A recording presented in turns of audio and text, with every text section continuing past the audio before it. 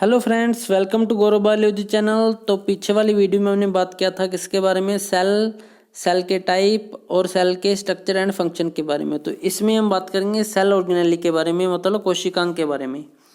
तो सबसे पहले हमारे पास सेल है, प्लांट सेल, प्लांट की कोशिका। तो इसमें क्या होता है, ये इसकी मेम्ब्रेन है, प्लाज्मा मेम्ब्रेन, और प्लाज्मा मेम्ब्रेन के बीच में क्या होता है, ये न्यूक्लियस है। और न्यूक्लियस, प्लाज्मा मेम्ब्रेन और न्यूक्लियस के बीच में जो ये स्पेस है, इसे क्या बोलते हैं, साइटोप्लाज्म बोलते हैं, कोशिका द्रव्य बोलते हैं। और इसी कोशिका द्रव्य में क्या होती है, हमारी ऑर्गेनेली होती हैं, जैसे माइटोकॉन्ड्रिया हो गया, राइबोसोम हो गया, लाइसोसोम हो गया। तो इनके फंक्शन और स्ट्रक्चर के बारे में आगे हम डिटेल में बात करते हैं, किसके, ऑर्गेनेली कोशिकांग के बारे में। तो सबसे पहले हमारे पास जो ऑर्गेनेली है उसका नाम है माइटोकॉन्ड्रिया। तो इसकी खोज अल्टमैन ने 1886 में की थी, किसकी, माइटोकॉन्ड्रिया की। और इसके स्ट्रक्चर के बारे में बात करते हैं। इसका ये आउटर मेम्ब्रेन मतलब बाहरी झिल्ली है, इनर मेम्ब्रेन आंतरिक झिल्ली, और इंटर मेम्ब्रेन स्पेस, दोनों झिल्लियों के बीच में जो स्पेस होता है उसको बोलते हैं इनर मेम्ब्रेन स्पेस। और इसके अंदर मैट्रिक्स होता है, जिसमें क्या होता है, डीएनए होता है, राइबोसोम होते हैं, और कुछ एंजाइम होते हैं। क्रिस्टिया जो इनर मेम्ब्रेन होती है उसमें इनफोल्डिंग होती है, फिंगर जैसी फोल्डिंग होगी, जिसे क्या बोलते हैं, क्रिस्टिया बोलते हैं। तो नेक्स्ट बात करते हैं। तो इसकी खोज किसने की थी, अल्टमैन ने की थी। और इसको नाम दिया था किसने, बेडा ने इसका माइटोकॉन्ड्रिया नाम दिया था, किसका, माइटोकॉन्ड्रिया का ही। यह दोहरी झिल्ली वाला कोशिकांग है, डबल मेम्ब्रेन बाउंड ऑर्गेनेली है। कोशिका में इसकी संख्या निश्चित नहीं होती, मतलब कुछ सेल में तो ये ज़्यादा नंबर में पाया जाता है, कुछ में कम नंबर में पाया जाता है। यह प्रोकैरियोटिक कोशिका में नहीं होता। तो जो माइटोकॉन्ड्रिया ये प्रोकैरियोटिक कोशिका में अब्सेंट होता है, सिर्फ किस में होता है, किस में होता है, यूकैरियोटिक कोशिका में। तो यह कोशिका का श्वसन स्थल है, रेस्पिरेशन पॉइंट है, किसमें, कौन, माइटोकॉन्ड्रिया, किसमें, सेल में। ऊर्जा युक्त कार्बनिक पदार्थों का ऑक्सीकरण इसके अंदर ही होता है। तो जो ऑक्सीडेशन होता है कार्बनिक पदार्थों का, वो किसके अंदर होता है, माइटोकॉन्ड्रिया के।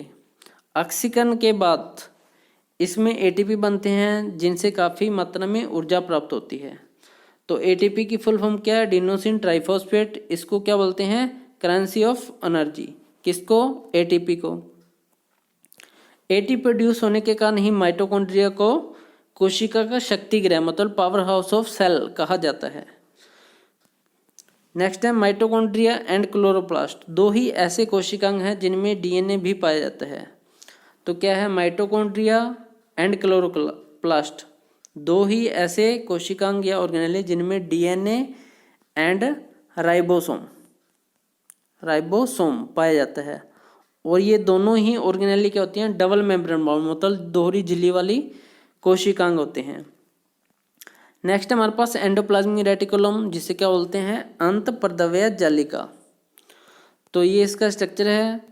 तो एक साइड से तो ये न्यूक्लियस मेम्ब्रेन के साथ अटैच होती है, और दूसरी साइड से ये प्लाज्मा मेम्ब्रेन के साथ अटैच होती है। तो जिस एंडोप्लाज्मिक रेटिकुलम के ऊपर ग्रेन जैसा स्ट्रक्चर नहीं होता, इसे बोलते हैं स्मूथ एंडोप्लाज्मिक रेटिकुलम। क्या बोलते हैं, smooth endoplasmic reticulum, smooth endoplasmic reticulum. और ये किसकी सिंथेसिस करती है, लिपिड। जो स्मूथ एंडोप्लाज्मिक रेटिकुलम है ये लिपिड को बनाती है। और जिसके ऊपर क्या होता है, दाने जैसे, ग्रेन जैसे स्ट्रक्चर होते हैं, इसे बोलते हैं रफ एंडोप्लाज्मिक रेटिकुलम। क्या बोलते हैं इसको, रफ एंडोप्लाज्मिक रेटिकुलम। और जो रफ एंडोप्लाज्मिक रेटिकुलम है ये किसकी सिंथेसिस करती है, प्रोटीन की, किसकी, प्रोटीन की सिंथेसिस करती है, प्रोटीन को बनाती है। तो नेक्स्ट हम इसके बारे में बात करते हैं। एक और यह केंद्र की झिल्ली से, वह दूसरी और यह कोशिका झिल्ली से घिरी होती है। यह दो प्रकार की होती है, कौन कौन सी, rough and smooth endoplasmic reticulum. तो फर्स्ट है रफ एंडोप्लाज्मिक रेटिकुलम। इस जलिका के कुछ भागों पर क्या होते हैं, किनारों पर छोटी छोटी कणिकाएं लगी होती हैं, जैसे हमने डायग्राम में देखा है, जिन्हें राइबोसोम कहते हैं, इसलिए इसे रफ एंडोप्लाज्मिक रेटिकुलम कहते हैं। इसका मुख्य कार्य क्या होता है, प्रोटीन सिंथेसिस करना होता है। तो सेकंड है हमारे पास स्मूथ एंडोप्लाज्मिक रेटिकुलम। इसकी जलिकाओं पर राइबोसोम नहीं पाए जाते, इसलिए इसे क्या बोलते हैं, स्मूथ एंडोप्लाज्मिक रेटिकुलम। इसका मुख्य कार्य क्या होता है, सिंथेसिस ऑफ लिपिड।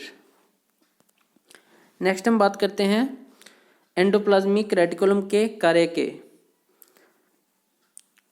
सभी प्रोटीन एंड फैट क्या होते हैं, सभी प्रोटीन एंड फैट संचरण ट्रांसपोर्टेशन करना है, जिनका मुख्य कार्य है विभिन्न झिल्लियों मेम्ब्रेन जैसे कोशिका झिल्ली, केंद्रक झिल्ली आदि का निर्माण करना होता है। तो एंडोप्लाज्मिक रेटिकुलम मुख्य कार्य बने हुए सभी प्रोटीन या क्या होते हैं, फैट होते हैं, उनका क्या होता है, ट्रांसपोर्टेशन करना होता है। और जो ट्रांसपोर्टेशन करते हैं इनका मुख्य कार्य क्या होता है, किसकी, कोशिका झिल्ली, केंद्रक झिल्ली, इनका क्या करना, निर्माण करना, इनकी फॉर्मेशन करना होता है।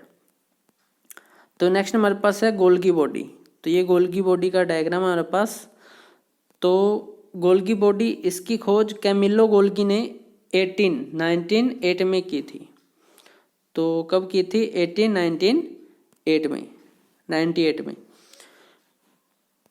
यह सूक्ष्म नलिकाओं, ट्यूब्यूल्स मतलब छोटे छोटे ट्यूब जैसा स्ट्रक्चर्स के समूह एवं थैलियों मतलब सैक लाइक स्ट्रक्चर का बना होता है। इसका मुख्य कार्य है protein and fat other material की पैकिंग करना होता है, किसका, गोल्गी बॉडी का। गोल्गी बॉडी पदार्थों को जहाँ पर उसकी जरूरत होती है कोशिका में वहाँ पर पहुँचा देती है। अगर कोई पदार्थ कोशिका के बाहर स्रावित होता है तो गोल्गी बॉडी उसको कोशिका झिल्ली के माध्यम से बाहर निकलवा देती है। नेक्स्ट है, इसलिए गोल्गी बॉडी को कोशिका का यातायात प्रबंधन कहते हैं, ट्रांसपोर्टेशन सिस्टम।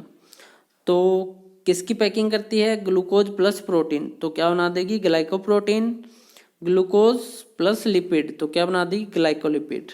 तो ये गोल्गी बॉडी का क्या होता है, फंक्शन होता है। तो नेक्स्ट हमारे पास लाइसोसोम। लाइसोसोम, इसकी खोज डुबे नामक वैज्ञानिक ने की थी। यह सूक्ष्म गोल झिल्ली से घिरी होती है।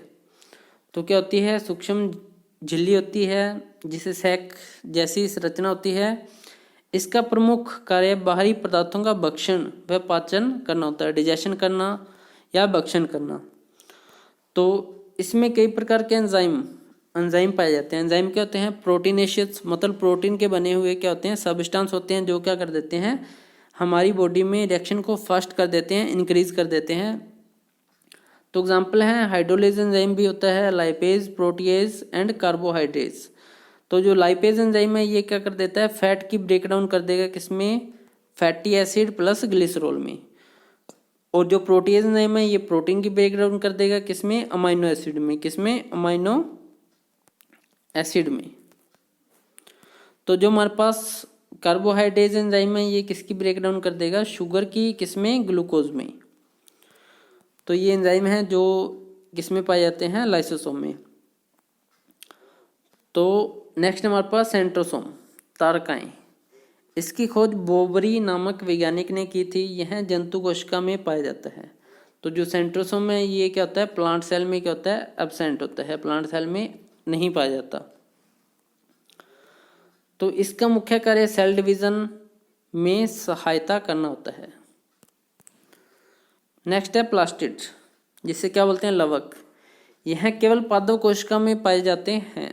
यह 3 प्रकार के होते हैं, कौन कौन से, क्लोरोप्लास्ट जिसे क्या बोलेंगे, हरित लवक, ल्यूकोप्लास्ट जिसे बोलेंगे एवर्नी लवक, और क्रोमोप्लास्ट जिसे बोलेंगे लवक। तो सबसे पहले हमारे पास क्लोरोप्लास्ट। तो क्लोरोप्लास्ट यह भी माइटोकॉन्ड्रिया की तरह दोहरी झिल्ली वाला होता है। तो डबल मेम्ब्रेन बाउंड ऑर्गेनेली होती है, कौन, क्लोरोप्लास्ट भी। तो क्लोरोप्लास्ट के स्ट्रक्चर के बारे में, ये इसकी आउटर मेम्ब्रेन, ये इनर मेम्ब्रेन, और ये क्या होते हैं, थैलाकोइड से मिलके क्या बनते हैं, ग्रेनम, और ये क्या है, थैलाकोइड है। ये स्ट्रोमल लैमेली है जो क्या करती है, थैलाकोइड को या किसको, ग्रेनम को जोड़ के रखती है, कनेक्ट करके रखती है। तो यही ऑर्गेनेली है जिसमें क्या होता है, प्लांट फोटोसिंथेसिस करते हैं। क्या करते हैं, फोटोसिंथेसिस। फोटोसिंथेसिस का मतलब प्रकाश संश्लेषण, मतलब अपना भोजन खुद बनाते हैं, कौन, प्लांट। इसलिए प्लांट को क्या बोलते हैं, ऑटोट्रोफ। क्या बोलेंगे, ऑटोट्रोफ। क्या बोलेंगे, ऑटोट्रोफ। और प्लांट कैसे अपना भोजन बनाते हैं, जैसे क्या होता है सनलाइट से, तो क्या आएगी सनलाइट आएगी, क्या आएगी सनलाइट किसके अंदर, लीफ के अंदर या क्लोरोप्लास्ट के अंदर। और क्या आएगा रूट से स्टेम से क्या आएगा वाटर आएगा, क्या आएगा रूट से होता हुआ स्टेम से होता हुआ वाटर आएगा। और एटमॉस्फेयर से क्या आएगा CO2 आ जाएगा, क्या आ जाएगा कार्बन डाइऑक्साइड। तो ये रिएक्शन हो जाएगी इनकी किसके अंदर, थैलाकोइड में। तो क्या बन जाएगा फूड बन जाएगा, क्या फूड क्या बनेगा ग्लूकोज C6H12O6। और ये फिर स्टार्च की फॉर्म में प्लांट के सेल में क्या हो जाएगा स्टोर हो जाएगा। तो नेक्स्ट इसके बारे में बात करते हैं क्लोरोप्लास्ट में। इसमें भी DNA पाया जाता है, यह हरे रंग का होता है क्योंकि इसके अंदर हरे रंग का पदार्थ क्लोरोफिल होता है। किसके अंदर, क्लोरोप्लास्ट के अंदर। क्लोरोफिल होने के कारण ही पौधे सूर्य के प्रकाश को ऑब्जर्व करते हैं और प्रकाश संश्लेषण करते हैं, मतलब फोटोसिंथेसिस करते हैं। क्लोरोफिल होने के कारण ही क्लोरोफिल क्या करेगा लाइट को ऑब्जर्व करेगा, सनलाइट को।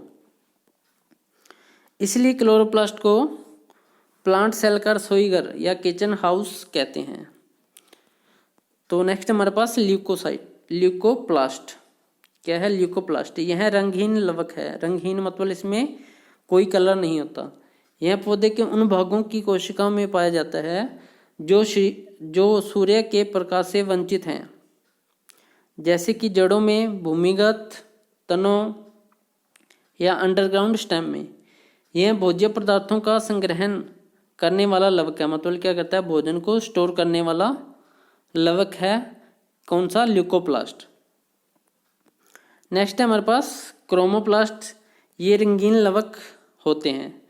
तो यह पौधे के रंगीन भाग में होते हैं, जैसे जो पुष्प होते हैं कई कलर के होते हैं, जो फ्लावर होते हैं, फल बीती मतलब फ्रूट की जो ऊपर वाली कवरिंग होती है या बीज आदि में पाए जाते हैं। कौन, क्रोमोप्लास्ट। तो नेक्स्ट हमारे पास राइबोसोम। इसकी खोज प्लेडे ने 1953 में की थी। यह कोशिका के कोशिका द्रव्य में बहुत ही सूक्ष्म कण होते हैं। तो ये इसका स्ट्रक्चर है। तो ये इसका लार्ज सब यूनिट है, ये इसका स्मॉल सब यूनिट है, ये इसका कंप्लीट डायग्राम है। तो यह प्रोकैरियोटिक में सेम्प्टीनेस मतलब क्या होते हैं, सेम्प्टीनेस होता है प्रोकैरियोटिक कोशिका में। और इसके भी 2 सब यूनिट होते हैं, कौन कौन से, 50S प्लस 30S। यूकैरियोटिक कोशिका में ये क्या होता है, 80S होता है। कौन, 80S। तो इसके भी 2 सब यूनिट होंगे, कौन कौन से, 60S प्लस 40S। तो एग्जामिनर आपसे पूछ सकते हैं प्रोकैरियोटिक में कौन सा राइबोसोम पाया जाता है, तो 70S। और इसके जो सब यूनिट हैं वो कौन से हैं, 50S एंड 30S। अगर यूकैरियोटिक के बारे में पूछ ले तो कौन सा होता है, 80S। और इसके 2 सब यूनिट होते हैं, कौन कौन से, 60S प्लस 40S। तो बात करते हैं राइबोसोम के कार्य के बारे में। तो ये राइबोसोम क्या करता है, प्रोटीन की सिंथेसिस करता है, प्रोटीन को बनाता है। इसलिए इसे क्या बोलते हैं, फैक्ट्री ऑफ प्रोटीन कहा जाता है।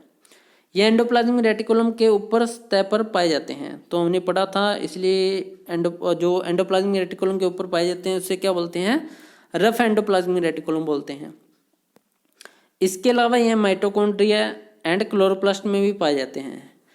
तो क्या होते हैं, ये माइटोकॉन्ड्रिया एंड क्लोरोप्लास्ट में भी पाए जाते हैं, क्या, राइबोसोम। इसलिए क्या बोलते हैं, ऑर्गेनेली विदिन ऑर्गेनेली, मतलब कोशिकांग के अंदर कोशिकांग, वो कौन सा है, वो है राइबोसोम हमारे पास। नेक्स्ट हमारे पास वैक्यूल, जिसे क्या बोलते हैं, रसदानी। यह कोशिका की निर्जीव रचना है। इसमें तरल पदार्थ भरा होता है। किसमें, वैक्यूल में। जंतु कोशिका या एनिमल सेल में अगर यह होगी तो बहुत छोटी होगी, वरना होगी नहीं। तो क्या होता है, एनिमल सेल में क्या होगी, बिल्कुल छोटे छोटे होंगे, क्या, वैक्यूल्स अगर होंगे तो, नहीं तो होंगे नहीं। और क्या है, पादप कोशिका में यह बहुत बड़ी होती है। तो जो प्लांट सेल होता है उसमें जो न्यूक्लियस होता है वो क्या होता है, साइड की तरफ होता है, पेरिफेरी में होता है। और जो वैक्यूल होता है वो क्या क्या करता है, बहुत बड़ा होता है, किसमें, प्लांट सेल में। तो ये हमारे पास कोशिकांग थे जिनके बारे में हमने बात की। तो आशा करते हैं कि आपको हमारा ये टॉपिक पसंद आएगा। कंप्लीट टॉपिक को देखने के लिए आपका धन्यवाद।